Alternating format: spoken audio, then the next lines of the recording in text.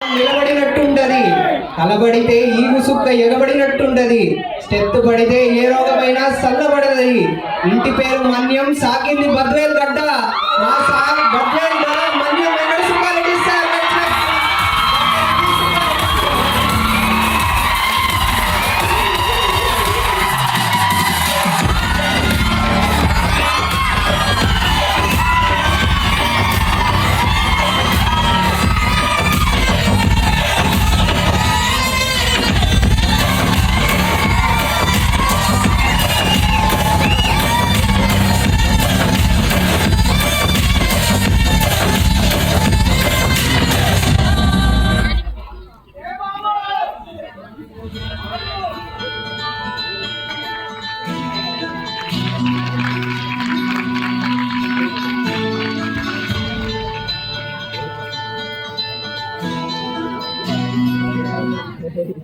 Telugu film industry